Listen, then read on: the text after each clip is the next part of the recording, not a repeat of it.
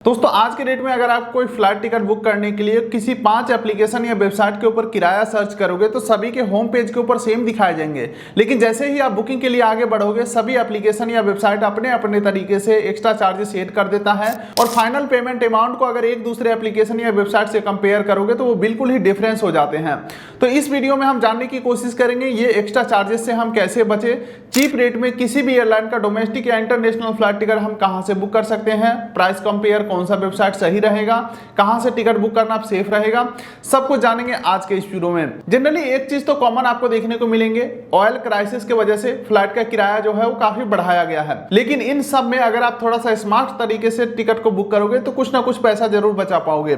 तो बेहतर जानकारी के लिए हम आ जाते हैं मोबाइल के स्क्रीन के ऊपर और एक फ्लाइट टिकट लाइव मैं आपको बुक करके दिखाता हूं, बिल्कुल ही शुरू से अंत तक। जिस तरीका को मैं फॉलो करता हूं सेम वही तरीका मैं आपको बताने वाला हूं। इसके लिए दोस्तों किसी भी ब्राउजर के गूगल में आपको टाइप करना है स्काई स्कैनर और ये जो पहला लिंक आएगा इसे आपको ओपन कर लेना है। ये जो स्काई स्कैनर है एक प्राइस कंपेयर वेबसाइट है, यानी कि अलग अलग 5 एप्लीकेशन या वेबसाइट के ऊपर जाकर के किराया चेक करने की कोई जरूरत नहीं है। ये वेबसाइट खुद ही आपको 5 वेबसाइट का किराया ऑटोमेटिक दिखा देगा कि कौन कितना में टिकट बेच रहा है।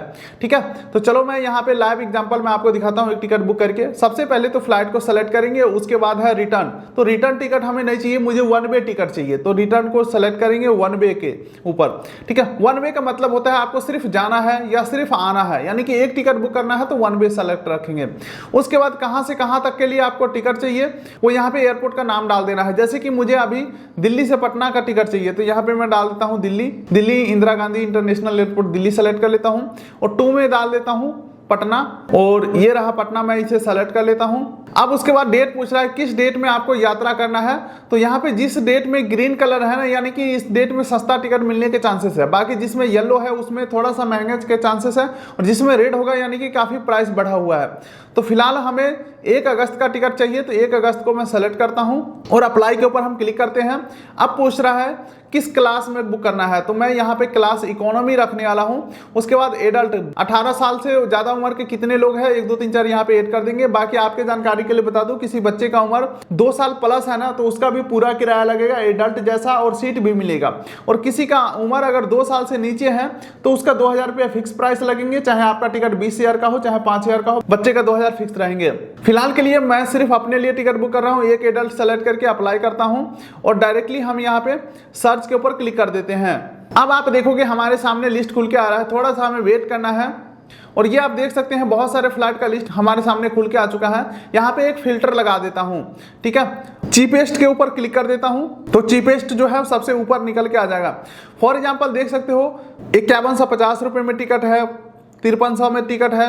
अब अगर आपके मन में ये सवाल आ रहा होगा कि भाई स्काई स्कैनर सेफ है या नहीं है, तो देखो ना ही ये पैसा लेता है ना ही ये टिकट देता है, ये सिर्फ प्राइस कंपेयर वेबसाइट है जो कि आप अभी प्रूफ देखते चलो कैसे कैसे काम करता है ये चीजें। लेकिन दोस्तों किसी भी फ्लाइट में टिकट बुक करने से पहले हमेशा 3 चीजें जरूर ध्यान में रखिएगा। सबसे पहले आपको देखना है कि फ्लाइट कितना देर में पहुंचा रहा है। जैसे कि ये जो फ्लाइट है 1 घंटा 45 मिनट में पहुंचा रहा है, दूसरा फ्लाइट 1 घंटा 45 मिनट में पहुंचा रहा है। दूसरा आपको ध्यान में रखना है फ्लाइट का टाइमिंग क्या है, तो ये 5:45 सुबह का है, 7:30 में ड्रॉप कर देगा। तो यहाँ पे पिकअप और ड्रॉप टाइमिंग दिखाए जाएंगे। इसके अलावा ध्यान रखिएगा अगर आप पहली बार फ्लाइट टिकट बुक कर रहे हैं तो ये 5:45 जो पिकअप टाइम बता रहा है ये फ्लाइट टेक ऑफ करने का टाइम है। इससे 2 घंटा पहले हमें एयरपोर्ट के ऊपर पहुंचना होता है। यानी कि अपने माइंड में ये सोचेंगे 5:45 का फ्लाइट है तो क्या मैं 3:45 सुबह में एयरपोर्ट के ऊपर पहुंच पा रहा हूं या नहीं। ऐसा मैं इसलिए कह रहा हूं क्योंकि पहली बात कि ये जो टिकअप का टाइम है इससे आधा घंटा पहले फ्लाइट का गेट ही बंद हो जाता है। इसके अलावा उससे पहले जैसे ही आप एयरपोर्ट के ऊपर पहुंचते हो टर्मिनल बिल्डिंग के अंदर एंट्री करने से पहले सीआईएसएफ का स्टाफ आईडी प्रूफ चेक करते हैं। फिर आप टर्मिनल बिल्डिंग के अंदर एंट्री होगे, फिर आपका सिक्योरिटी चेक इन होगा, फिर आप बैगेज जमा कराते हैं, फिर सिक्योरिटी चेक इन होगा, फिर जाकर के आप फ्लाइट में बैठते हो। तो ये सब में टाइम लग जाता है, इसीलिए 2 घंटा पहले एयरपोर्ट के ऊपर पहुंचना होता है। खैर इसके अलावा लास्ट चीज आपको देखना है कि प्राइस आपके अकॉर्डिंग परफेक्ट है या नहीं है। अब मान के चलो मेरा फाइनल डिसीजन है इस टिकट को बुक करने का, इसका टाइमिंग भी हमें सही लग रहा है तो इसे सेलेक्ट करके हम आगे बढ़ते हैं।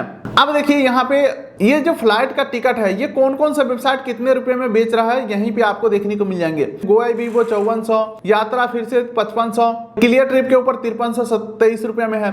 और यहाँ पे कुछ ऐसे भी वेबसाइट का नाम आपको देखने को मिलेंगे जो आप पहली बार देख रहे हो, ट्रस्टेड नहीं है। तो जो ट्रस्टेड नहीं है, जिसके बारे में आप नहीं जानते हो, वहां से बुक नहीं करना है। क्लियर ट्रिप तो काफी पॉपुलर ट्रस्टेड है, इसे मैं बुक करना चाहता हूं तो सेलेक्ट के ऊपर मैं क्लिक करूंगा। तो ये आप देख सकते हैं क्लियर ट्रिप के ऊपर हमें रिडायरेक्ट किया जा रहा है, इसका एसएनएल का बात खत्म हो चुका है। अब हम पैसा देंगे क्लियर ट्रिप को, टिकट हमें देगा क्लियर ट्रिप, ठीक है। इसका एसएनएल का बात खत्म है, तो यहाँ पे ओके कर देता हूं। अब देखिए सारा चीज यहाँ पे आ ही चुका है, फ्लाइट का नेम नंबर सारा कुछ वही है। बस आपको पैसेंजर डिटेल डाल करके पेमेंट कर देना है। सीट वगैरह सेलेक्ट करना चाहो तो कर सकते हो। बाकी दोस्तों baggage policy 15 kilo 7 kilo free में ले जा सकते हैं। Cancellation policy, date change policy यहाँ पे आप देख सकते हो। बाकी दोस्तों कोई कूपन कोड चेंज नहीं करना है, चेंज करोगे तो एक्स्ट्रा चार्जेस ऐड हो जाएंगे। यहाँ पे इंश्योरेंस नहीं चाहिए तो नो कर देता हूँ। टोटल जो है यहाँ पे 5322 रुपए का पेमेंट हमारा होने वाला है। चलो पैसेंजर ऐड करने का जो ऑप्शन है कहाँ पे है, तो यहाँ पे मैं कंटिन्यू करता हूँ। अब सीट सेलेक्ट करने का ऑप्शन आ चुका है, आप अपने हिसाब से सीट सेलेक्ट कर सकते हो, या फ्री वाला जो सीट है यहाँ पे ग्रीन कलर में कोई भी सेलेक्ट कर सकते हो। विंडो सीट पेड रहते हैं तो फ्री वाला एक सीट सेलेक्ट कर लेता हूँ। सेलेक्ट मील के ऊपर क्लिक करता हूँ। खाना पीना कुछ भी ऐड नहीं करना है तो सेलेक्ट बैगेज के ऊपर क्लिक करता हूँ। चलो ये सबको मैं डायरेक्टली स्किप एड ऑन के ऊपर मैं क्लिक करता हूँ। अब देखिए पैसेंजर ऐड करने के पेज के ऊपर मैं आ चुका हूँ। ऐड एडल्ट के ऊपर हम क्लिक करेंगे। पैसेंजर का जो नाम है बिल्कुल भी स्पेलिंग मिस्टेक नहीं होना चाहिए, first middle name last name सारा कुछ डाल के डन कर देना है। और पहली बार टिकट बुक कर रहे होंगे तो यहाँ पे एडिट के ऊपर क्लिक करेंगे तो ईमेल आईडी मोबाइल नंबर आपको डालना पड़ेगा। तो ये सब चीजें डाल करके कंटिन्यू के ऊपर क्लिक करेंगे और कंफर्म एंड प्रोसीड के ऊपर क्लिक करेंगे।